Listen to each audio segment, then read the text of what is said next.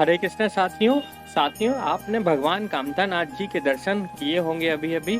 और भगवान कामतानाथ जी के दर्शन करने के उपरांत आप यह जान ही गए होंगे कि आज हम चित्रकूट में हैं और चित्रकूट में भगवान कामतानाथ स्वामी के दर्शन करने के लिए आए हुए हैं। तो चलिए दोस्तों, आज की आध्यात्मिक यात्रा स्टार्ट करते हैं। हरे कृष्णा। तो दोस्तों, आज अभी हम पहले बात कर लेते हैं कि चित्रकूट कहाँ पर स्थित है और चित्रकूट आने के लिए कौन कौन से साधन उपलब्ध हैं। तो दोस्तों, इसके अलावा यहाँ पर आप देख रहे हैं कि हम कामदगिरी पर्वत की परिक्रमा कर रहे हैं और यहाँ पे लोग जो परिक्रमा कर रहे हैं उनको पानी पिलाते हुए। तो चलिए दोस्तों, हम भी पानी पी लेते हैं। तो दोस्तों, अपन बात कर रहे थे कि चित्रकूट कहाँ पर स्थित है और यहाँ पर कैसे आया जा सकता है। तो दोस्तों, मैं आपको ये बताना चाहूँगा कि जो चित्रकूट है वो मध्य प्रदेश में स्थित है और मध्य प्रदेश का एक जिला है सतना। सतना से लगभग 70 किलोमीटर की दूरी पर चित्रकूट पड़ता है और चित्रकूट में भगवान कामतानाथ स्वामी विराजे हुए हैं।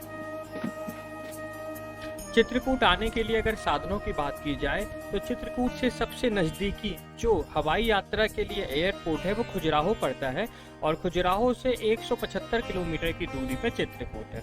वहीं दूसरी ओर अगर रेल के माध्यम से अगर हम आना चाहते हैं तो चित्रकूट करवी स्टेशन पड़ता है।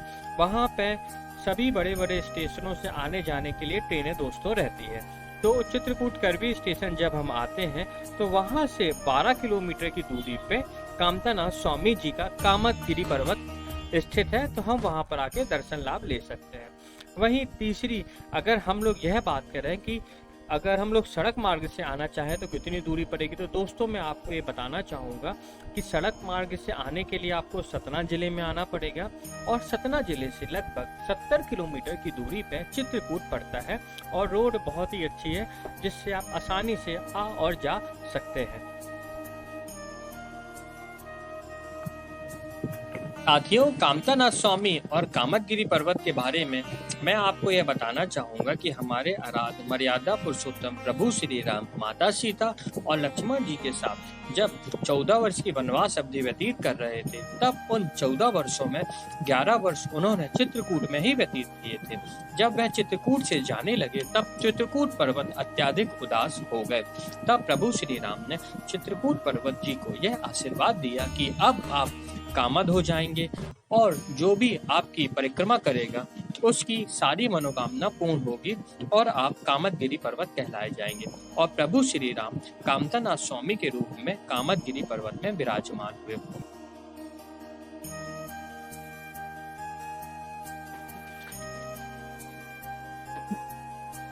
तो दोस्तों, मैं आपको ये बताना चाहूँगा कि कामदगिरी पर्वत की अगर बात की जाए तो यह कामदगिरी जो पर्वत है उसका व्यास तकरीबन 5 किलोमीटर के आसपास का होता है और इसकी परिक्रमा करने में सामान्यतः हष्ट पुष्ट जो लोग रहते हैं वो 1.5 से 2 घंटे में आसानी से इसकी परिक्रमा कर लेते हैं। तो दोस्तों, हम लोग भी परिक्रमा करने के लिए निकले हुए हैं। और दोस्तों, मैं आपको यह बताना चाहूँगा कि जब आप कामदगिरी पर्वत की परिक्रमा करते हैं तो यहाँ पे बहुत सारे छोटे छोटे और बहुत बड़े बड़े मंदिर भी मिलते हैं, जिनके भी दर्शन करते हुए आप देख ही रहे होंगे कि जिनके भी दर्शन करते हुए हम आगे बढ़ते चले जा रहे हैं। हरे कृष्ण साथियों, तो चलिए और आगे चलते हैं।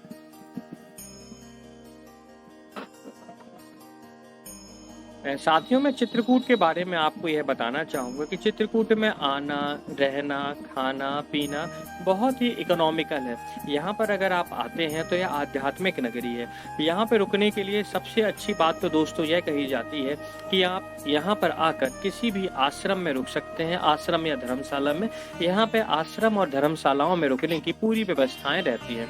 वहीं दूसरी ओर अगर यदि आप आश्रम और धर्मशाला में नहीं रुकना चाहते तो यहाँ पे बहुत अच्छे अच्छे होटल भी हैं जिसमें आप आसानी से रुक सकते हैं।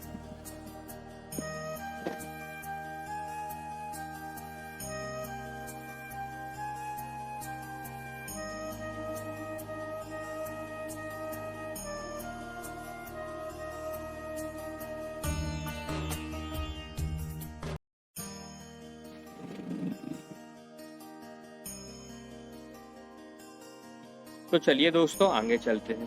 तो दोस्तों, मैं आपको यह बताना चाहूँगा कि जो चित्रकूट है वह अत्यंत ही धार्मिक जगह है तो दोस्तों इसका कारण भी है, यहाँ पे प्रभु श्री राम 11 वर्षों तक रहे हैं तथा उन्होंने बहुत सारी यहाँ से शिक्षा प्राप्त करी है तथा बहुत सारे लोगों को अपनी टीचिंग भी प्रदान करी है।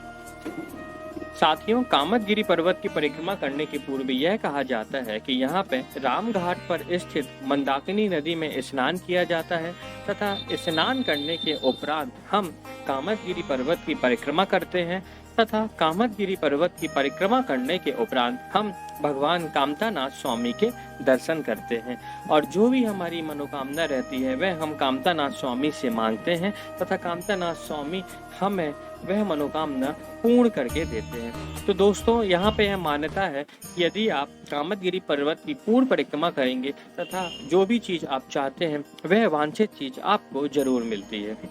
तो दोस्तों दर्शन करते हुए बहुत सारे छोटे छोटे और बड़े बड़े मंदिर हमें यहाँ पे दिख रहे हैं।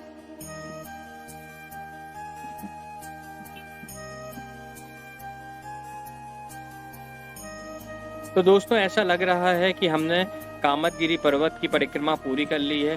तो साथियों जो आगे एक दुकान दिख रही है हम वहां से जाके प्रसाद लेंगे और प्रभु कामतानाथ स्वामी के दर्शन करेंगे।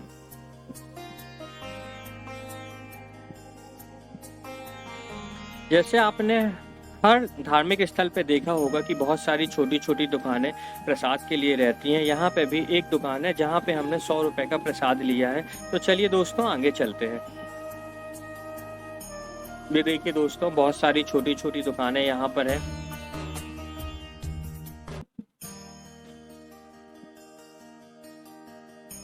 देखिए दोस्तों प्रभु श्री राम का एक मंदिर,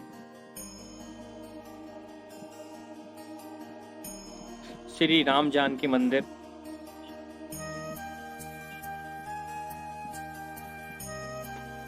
तो दोस्तों भगवान कामतानाथ स्वामी के दर्शन करने के लिए यही मुख्य द्वार है और इस मुख्य द्वार से दोस्तों चलिए हम अंदर चलते हैं।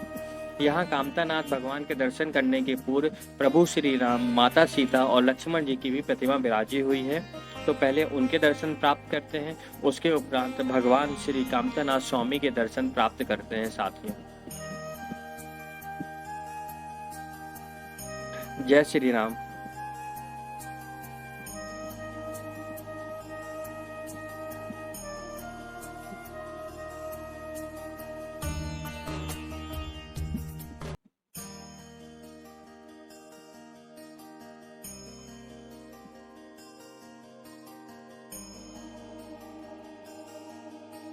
जय कामतानाथ स्वामी।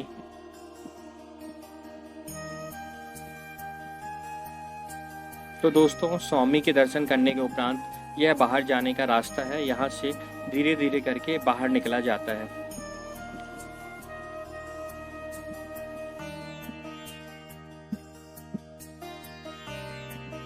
तो चलिए दोस्तों हम भी बाहर चलते हैं। ये दोस्तों वही जगह है जहाँ से हमने परिक्रमा स्टार्ट करी थी। देखिए यहाँ पे सामने लिखा हुआ है श्री कामदगिरि परिक्रमा मार्ग 5 किलोमीटर। तो दोस्तों हम मंदिर के बाहर आ चुके हैं। ये मंदिर का मुख्य द्वार आपको दिख रहा होगा।